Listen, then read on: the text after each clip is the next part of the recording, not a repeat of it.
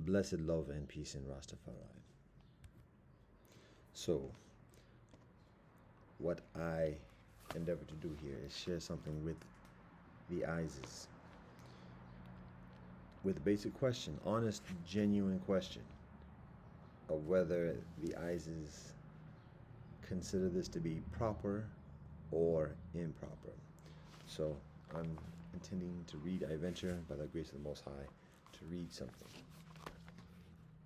that I write recently, and to ask the brethren and sistren whether the brethren and sistren respectively, collectively, think this is proper or improper, genuine.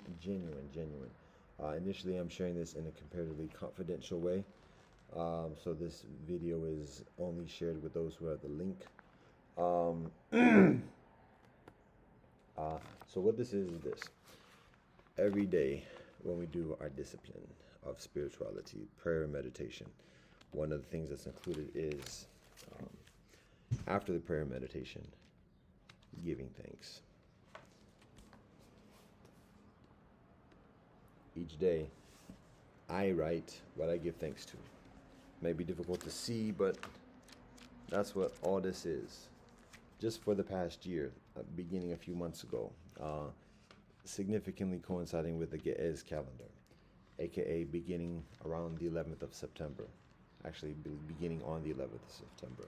So now, any day that I miss prayer meditation, I miss doing this. So I'm working on strengthening the trod, but that's what it is. So that's what all these joints are. Give thanks and praise. So this is one of the iterations, actually the most recent one that is done almost a week ago. So it's been a week. It's been almost a week since I do my prayer meditation. So I'm just saying that, and that's informative. So all that being said, I'm going to read this, and again, I'm reading it with the interest of discerning whether the ISIS think this is proper or improper.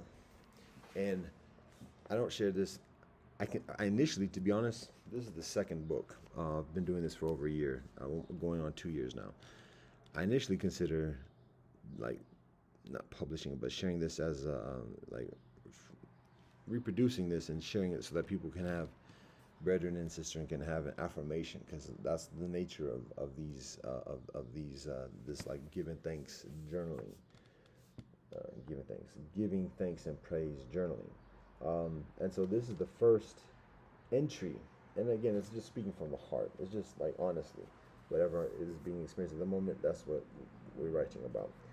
This is the first one that I consider, that caused me to consider not making this public, because I consider how appropriate is this, and then also how genuine is this. According, if it's improper to share, how is it actually improper?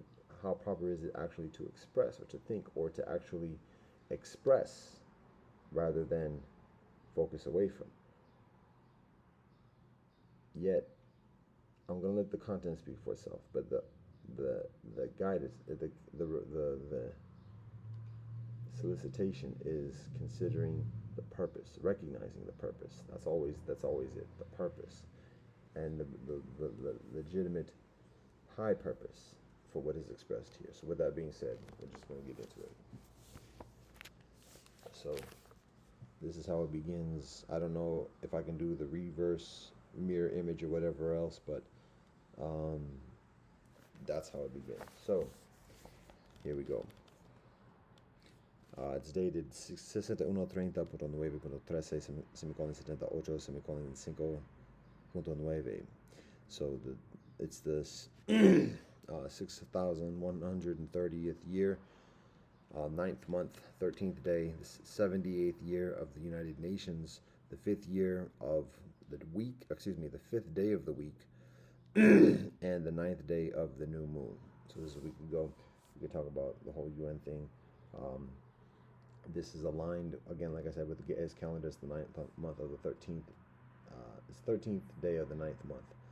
6,130 is it's a rendering of the Earth's calendars. The oldest being the Hebrew calendar, officially, to our knowledge. To be honest, I have to research what the year is in the Ge'ez calendar, but it's similar to the Gregorian calendar, as much as I recall. It's comparatively new in my familiarity, to be honest, the Ge'ez calendar. But 6,130 is a rendering that accommodates the different calendars. The Hebrew calendar of 5,784 years being the oldest of the contemporary Earth calendars. So, anyways, that's the date. So that's just the heading for the for this writing, the journal entry, and then again it's titled "Give Thanks and Praise." That's the standard title for all these. So now we get into this day's particular iteration. I give all thanks and praise to the Most High Elohim. I give thanks for the presence of women. I give thanks for the glance and the return of women within regular company, sharing. I give thanks to the Most High Creator Elohim for the tug and the tussle and the temptation of women, and for the discipline within and for the discipline within I, and the discipline within I and I, to dance properly, purposefully, prosperingly, peacefully, within partnership of perpetuity. I gave thanks for the light and the gentle and the reassurance from women, the nurturing of women, to be I wives, the caretakers of I houses, I homes, I seeds, sons and daughters, to be the Moors and the matriarchs of I families, clans, and tribes. I give thanks to the Most High Elohim for the humble and discipline within women, the infinite energy that women share, and the careful, generous, and loving way women share it. I give thanks for the trust and the delicateness and needs of women, to be supported, protected, served, and loved, and to accept this support, protection, service, and love from I. To accept this support, protection, service, and love from I and I, by the grace of the Most High Elohim.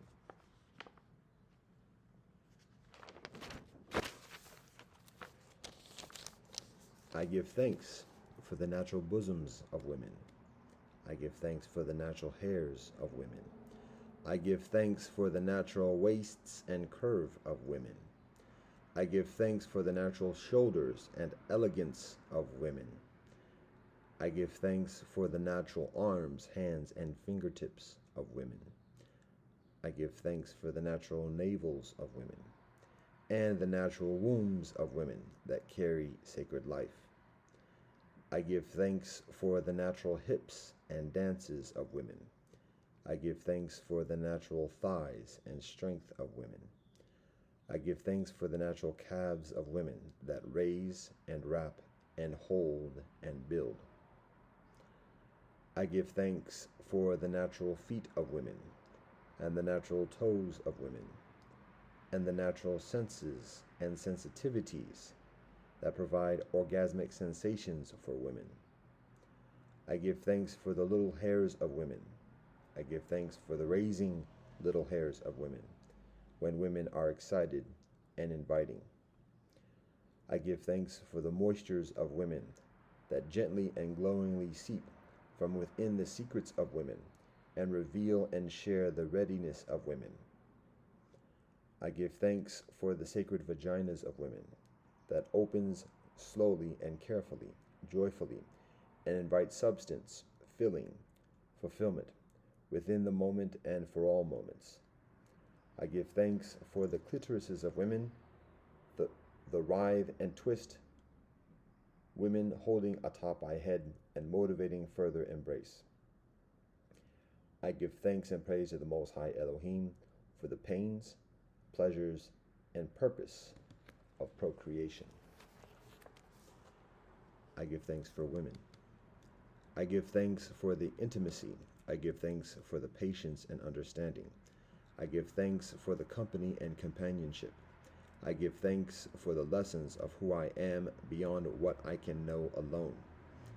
I give thanks for woman's inspiration, the inspiration from women to continue to stretch to routine and to live healthy, ital, to better support, protect, serve, and love the women within my life and all kinfolk within my life, wives, children, siblings, parents, family, relatives.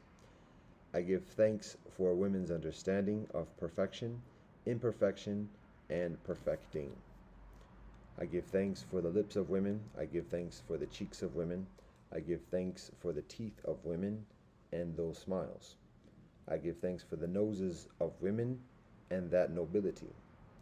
I give thanks for the ears of women and the music. I give thanks for the foreheads of women, because this thing gotta last.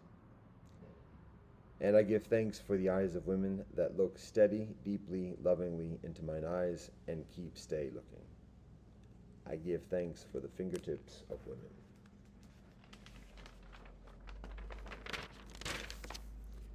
And I give thanks for the hold. I give all thanks and praise to the Most High Elohim, respect and honor to all our ancestors, all our prophets, all our sages, past and present, known and unknown. Respect and honor to His Majesty Haile Selassie I and Her Majesty Wazir Amanin. Respect and support to all our progeny, from the first Siete years to the next Siete generations, Dor Vador. One heart, one mind, one perfect love supreme, with blessed love and peace in Rastafari. That is the entry. Now, these are words I share. I share for reasoning about what I just share. So one, in terms of context, when we know that the culture of Rastafari is respect and humbleness, when we recognize in I gatherings, women dress as women, and women dress with conservativeness, not displaying all the beautiful splendor of womanhood, covering hair, covering body with beautiful, modest dresses. So the culture of conserving the energy, particularly amidst a history of exploitation of woman, exploitation of woman's sexuality, exploitation of men and men's sexuality. So we know that it is very necessary to be healthy and to be modest within our experience and expression of sexuality. So I recognize this, I agree with this, I do I utmost to live like this. Long sleeve shirts, head cover, modest dress, masculine dress for a man. This is I trod daily. So this is the liberty that I are in, seen.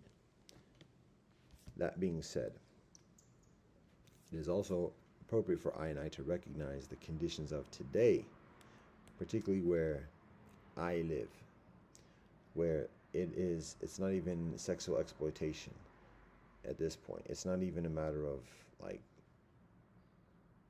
it's not even a matter of prostitution at this point. It's the prevalence of prostitution. It's just the nature of corruption. And it's actually ironic, and it's drastically ironic, because it's so much hypersexualization that it becomes necessary to express healthy sexuality as a counter to what is pervasive. And particularly what I'm talking about is that within this culture of hypersexuality, anybody can have sex with anybody, and whatever, but as long as it is fruitless, as long as it doesn't create new life, as long as one is just expending their own energy and becoming further subservient to the machinery, all the sex you want. When anybody communicates the intention of actually committed sex that leads to new life, that is persecuted, marriage, extremely persecuted. There's a culture of androgyny, a culture of very against traditional marriage, very much against the relationship between a man and wife, so that anybody who communicates that intentionality, if they want to just have sex, that's okay. But if they want to have committed sex, committed relationship, the iron fist is pounded. So what happens is that for the righteous man who refuses to do the gratuitous selfish sex, that person, that man, is forced with so much weight in endeavoring to suggest marriage to a woman in society at all. And at the same time, the man is guided to be celibate, to be just a monk, a monastic. Don't have either have all the sex you want or don't have any sex at all. One or the other. No middle ground. Because even when a man ventures into the middle ground and encourages, inspires a woman to be in partnership with him in marriage even, and has a child, then the machinery goes after the child. Separation, giving all types of incentives to the mother, putting all types of persecution on the man, and additionally. So that's the way of the world at the moment. And that's on the few occasions when a man actually and a woman are actually able to gain in that perfect balance that His Majesty Haile Selassie and Her Majesty Waiza Ramanan teach us. Teach I and I. So that is the very drastic binary that I and I are dealing with at the moment. Either complete celibacy or hyper free sex. And when we definitely don't trod that, when we trod the celibacy, biding our time and circumstances of favorability for marriage, because I and I are guided to bring forth new life into this world and teach the life how to walk righteous in these roads of creation, in this garden. When I and I focus on that,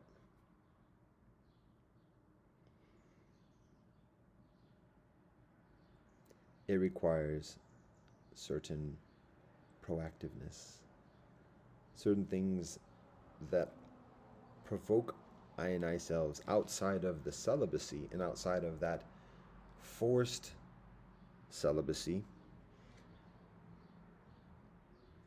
to communicate in ways that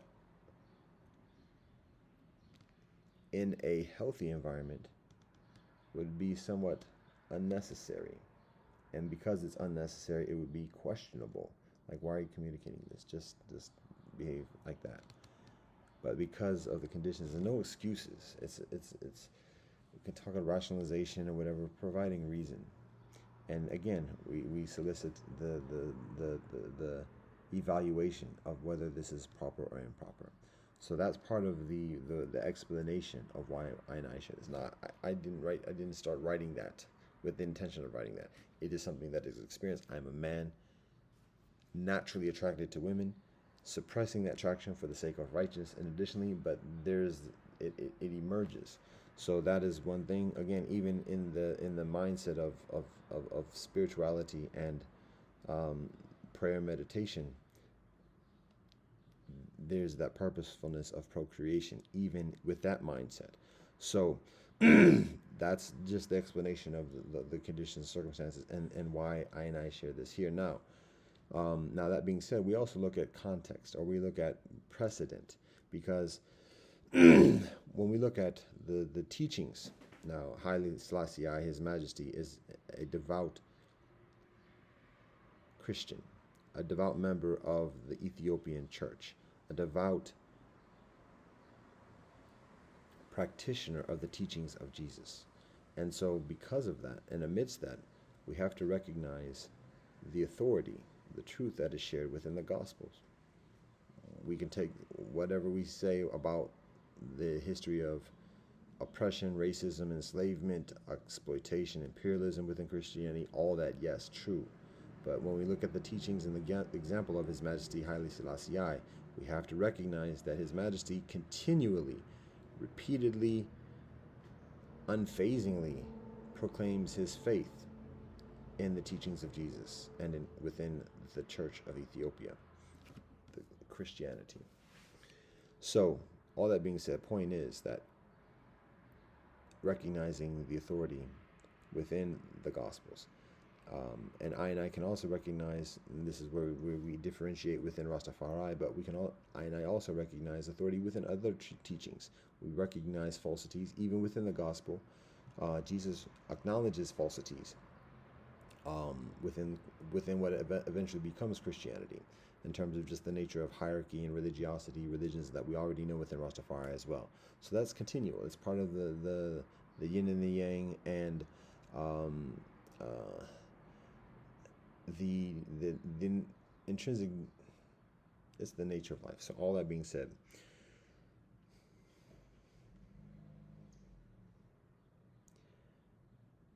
recognizing authority within the gospel. In recognizing authority in the gospel, there's recognition of the authority within Torah and Tanakh,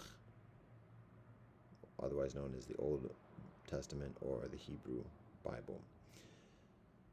And when we look at the narratives within all of these, we see what's being talked about within the Gospels. Jesus lives with prostitutes, is known for dining and eating with prostitutes and tax collectors. When the woman is accused of committing adultery, long story short, he looks up, where is everybody? Nobody's here to condemn you? No, sir. Neither do I. Now go and sin no further. So these are narratives that are ultimately rather vulgar, or in an earthly sense, actually very vulgar. So it's not a matter of shying away from that. It's addressing that, because that's the nature and the experience that is the experience that people have at this moment. So in order to heal and address what's going on, we have to speak to the experience without condoning it, without getting enveloped in it, and focus on the purpose as well. So that's one thing. The other thing is, when we go further into the Torah and Tanakh, particularly the Tanakh, the Hebrew Bible, the Nevi'im and the Ketuvim, we get into very flowery language. When we listen to the words of, is it the Song of Songs with Solomon, and some of the other things, we get into the very, I won't say lascivious, but very provocative poetry of between man and woman. When we look at the life of King David, of whom His Majesty Haile Selassie is derived, we recognize, well, first of all, in the Torah, there's just all different types of behavior that's very explicit and very vulgar, and much of it is admonished from Lot and his sons to Noah, not Noah, but from Noah and his sons to Lot and his daughters. We can talk about Yehuda, and additionally, so there's some very vulgar materials that are recited in front of children, and additionally regularly within Judaism every week a portion of the Torah is read. So in the community on Shabbat it is read aloud, and so it's exposed to children from the very earliest ages when attending Shabbat services. So we are taught that we have to address these conditions, these behaviors, and in addressing it we have to also share how to do it in what the healthy is, how to admonish and distance ourselves from the unhealthy, and then how to what to teach and how to practice what is healthy.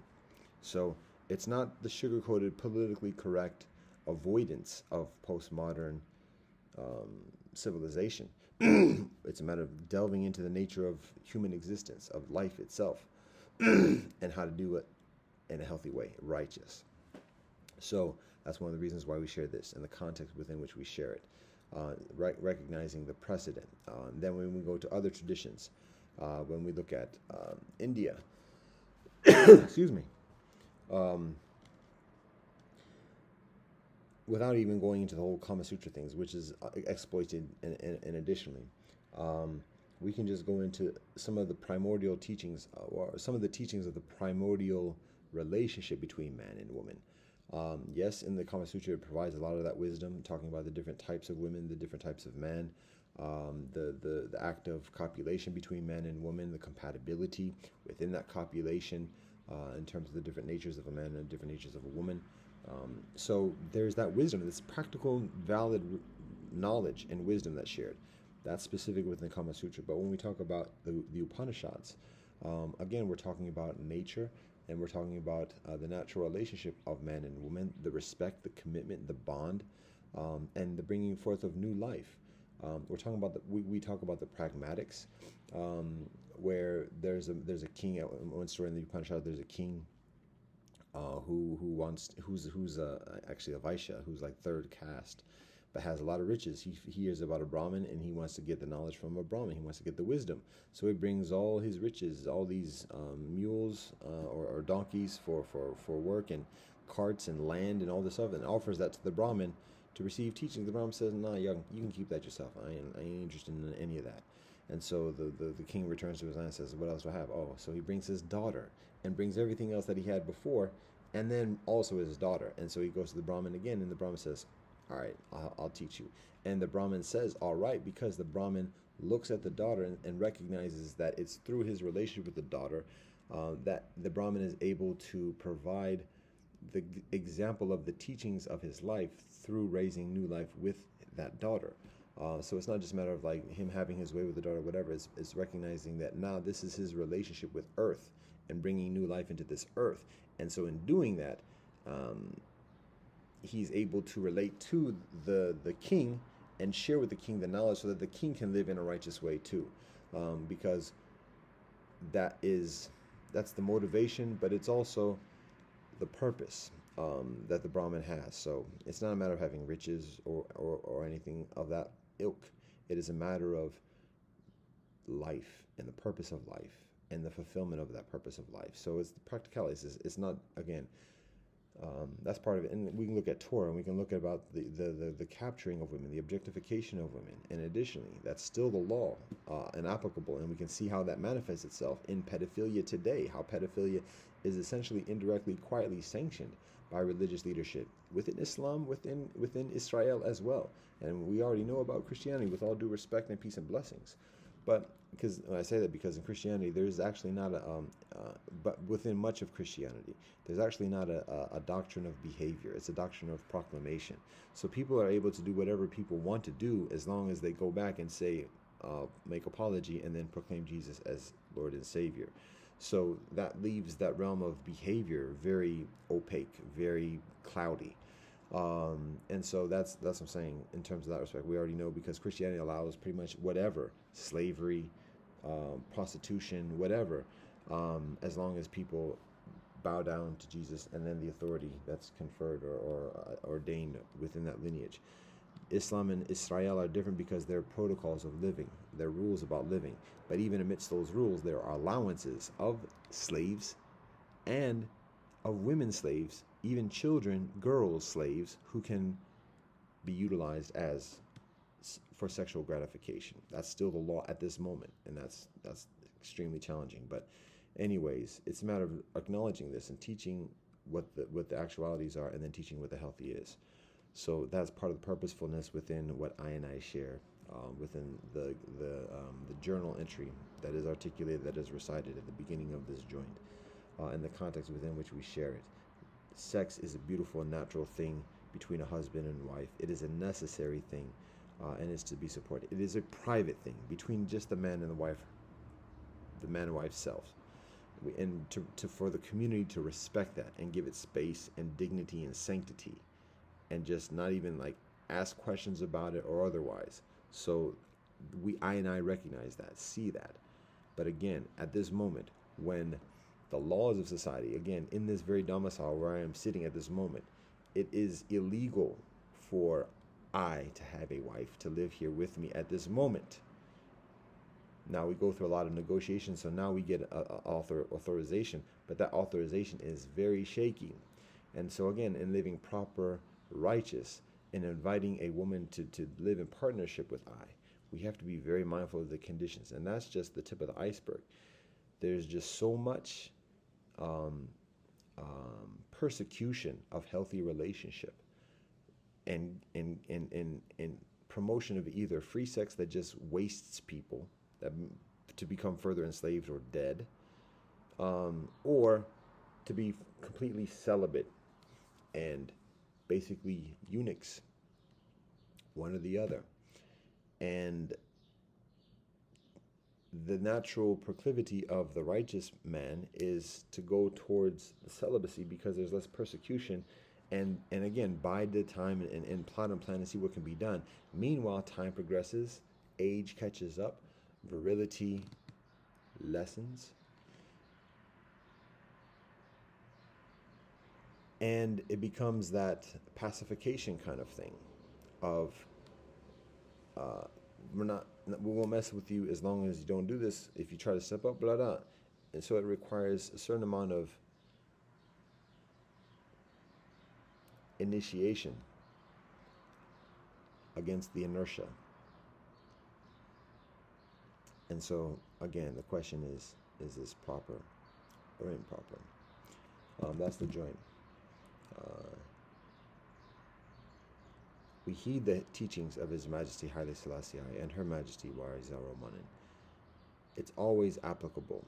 Yet at the same time, His Majesty and Her Majesty abstain from encountering all the challenges or the specific challenges that are experienced within I and I.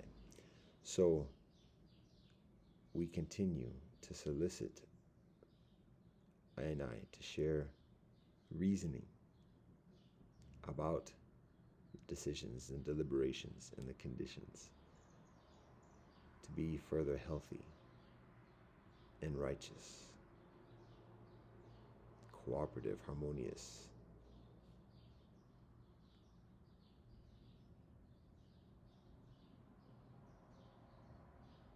holy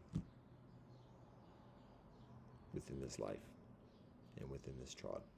All thanks and praise to the Most High. Blessed love and peace in Rastafari.